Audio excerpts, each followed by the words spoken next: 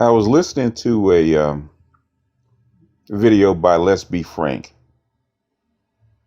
and the question he was asking, or the subject he was talking about, is how the nerds or the squares or the so-called educated lames are treated in the black community, and whether since the the educated lames or the squares aren't really wanted in the black community or wanted by black women especially, should they stay or do they owe anything to the black community? And that's a very valid question.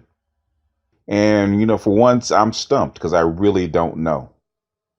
I know how I feel, but I really don't know because a lot of times folks like us, and I do consider myself a square. I don't have the degree or the letters behind my name, so I can't be called an educated lame because, like I said, I don't have the paperwork, so I'm not officially an educated lame, even though I can be treated like an educated lame. But growing up, not only is it the neighborhood or the school, but also your family treats you differently. And for some reason, there is a low-key hatred towards, like Let's Be Frank calls us, outliers. But we can use the term, squares or nerds or geeks, which is the term that they used to use for us, back in the day, was geeks. There's always been I don't know, I don't know if it's low key hatred, but a resentment by the rest of the families. And if you weren't raised by a father or mother that happened to be a geek or a so-called square, then even within your family, like my family, I was always considered strange or weird because they'd be watching a comedy and I would want to watch a documentary or the Animal Channel or whatever, and something else that other than what the rest of the family wanted to watch. And so I was always considered strange. I'd be reading encyclopedias or something else. My sisters and brothers would ask for a toy. I want a book, which was funny when I was small. But as I grew up, then that teasing turned to jealousy and then sometimes turned to envy. Now, as I have gotten older, I'm in my 50s now, they have come to accept me and they have come to actually need me, which is weird because when you're younger, you're teased, you're looked down upon, you're called weird, you're called strange, you call all of that stuff. But the thing is, the same people that do that to you are the people that actually come to you and need your help. When they need to figure out a computer or they need to figure out a program or they need to figure out a printer or something wrong with the car or anything or reading documents, they need you. But other than that, you're teased because you don't dance like everybody else. You're not interested in the same music as everybody else. Your subjects are too deep and too technical. Okay, you don't keep everybody laughing. So a lot of us educated lames or nerds or geeks or outliers, as Let's Be Frank talks about, learn how to be funny. You learn how to tell a sly joke to keep everybody lubricated. You find yourself trying to make everybody else around you comfortable. Whereas in the other communities, say Asian or white, or sometimes even Hispanic, they want their smarter people to act smart. They want their smarter people to lead them. They want their smarter people to be above them, and they give those people praise. But in the black community, the nail that sticks up gets pounded down. I was listening to Issa Rae talk, and she was saying when she was in Senegal, because she was raised in Senegal, and then she was also, when she came back to the United States, she was raised in Washington, D.C., where she was in a mixed community where it was okay, in private schools to where, it was competitive and they wanted the children to excel. But when she came back to Inglewood, to the neighborhood, she found out that she was teased for being smart. She was teased for proper language. She was teased. She had, in other words, she went from being typical or being elevated to being awkward. And that is typical what's going on in the black neighborhood. You find yourself having to dumb yourself down. You find yourself having to change the way you talk, change the way you act, tell jokes, because you're trying to ease the feelings of the people that are around you. You're trying to bring yourself down to fit in. So in other words, they only want you to be smart when they want you to be smart.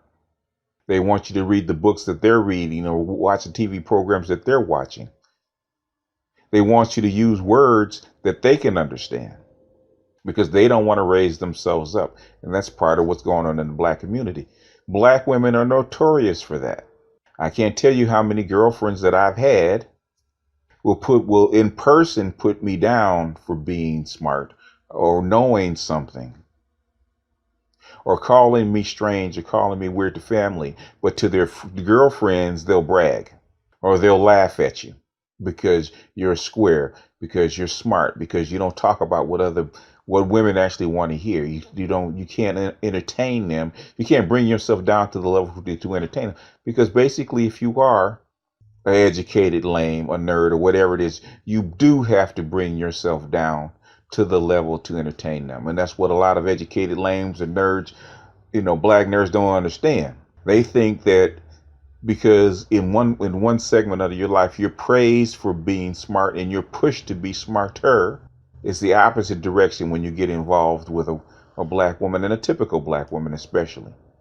A lot of times black nerds or squares stutter because with the way we have learned to speak in school, the words we have learned to use in school aren't the same words that we can use amongst other people. So we find ourselves doing what? Translating.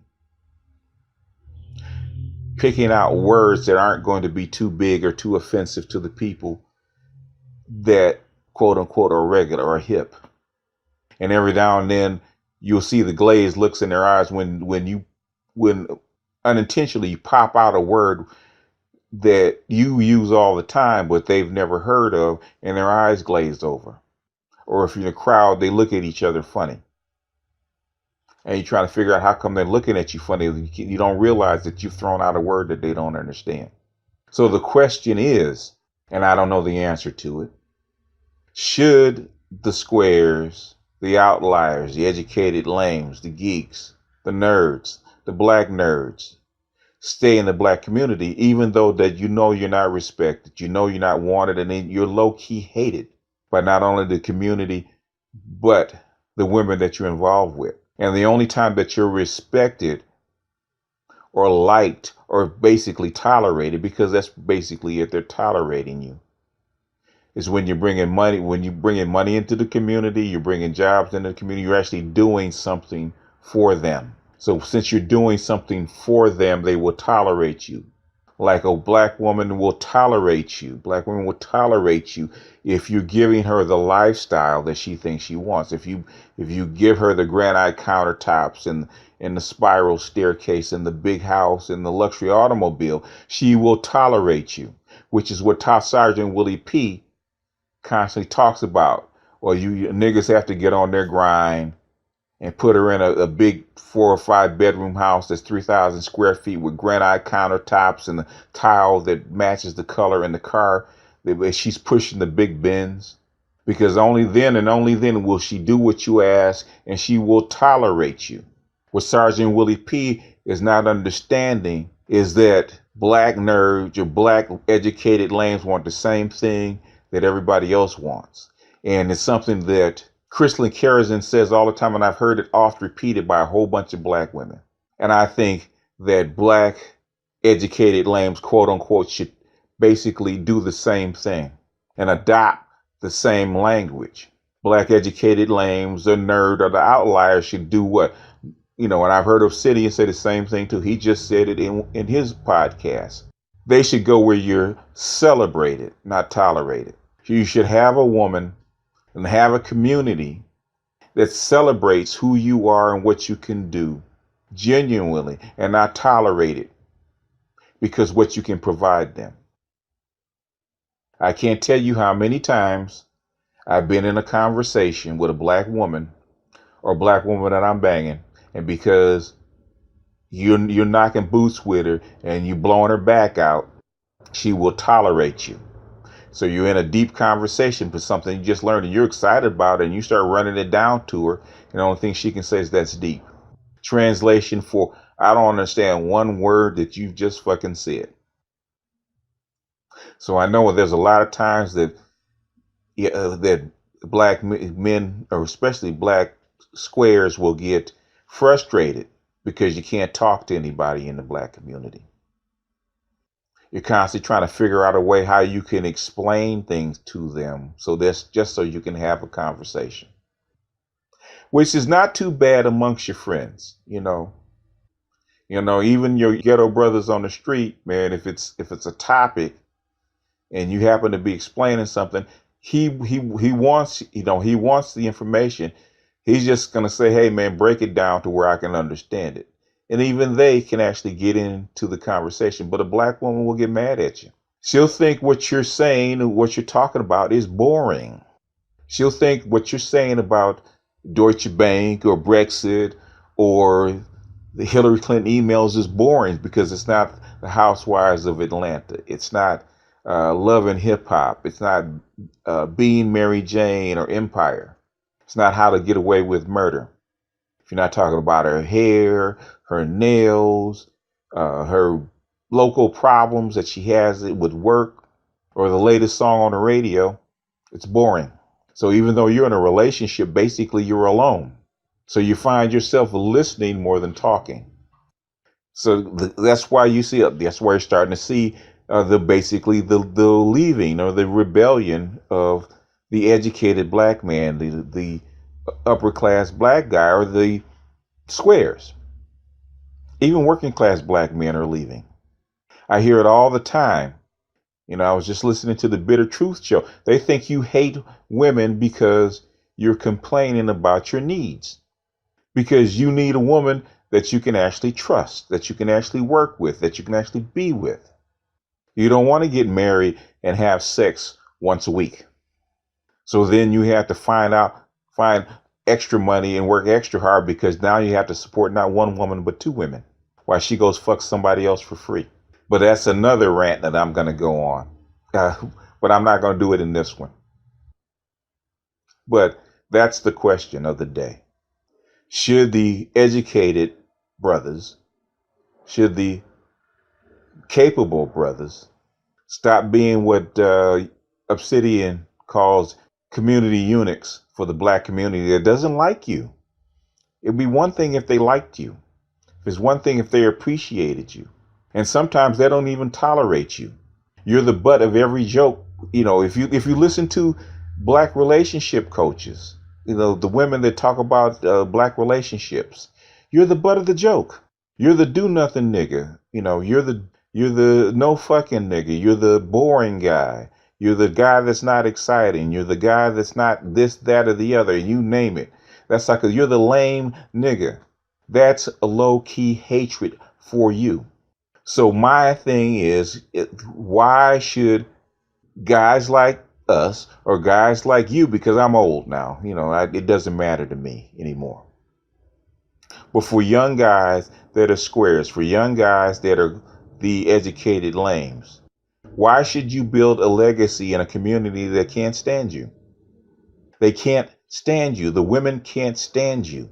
They can barely stand to be around you. They need you because they need to make their kids smarter. They need you because they need a better community. They need you because they need you to pull up the black community. They need all these things from you, and they're demanding all these things from you, but you're not getting anything in return. Because as soon as they get these things, they get their kids raised, guess what they're going to do? The guy that she's been fucking for 15, 20 years, she's going to drop you like a hot potato, and you're going to be 50, 60 years old with nothing. And then after that, after she drops you and divorces and moves on, your children are still going to come back, and they're still going to require money and require more of it until you're dead. It never stops. And they never give anything back. You didn't get it when you were a kid. You didn't get it in college. You didn't get it in your 20s. But now they want to, when you get to your 30s, they want to demand all this stuff, sacrifice from you. And they never gave anything to you. And they will never give anything to you. Quiet as it's kept.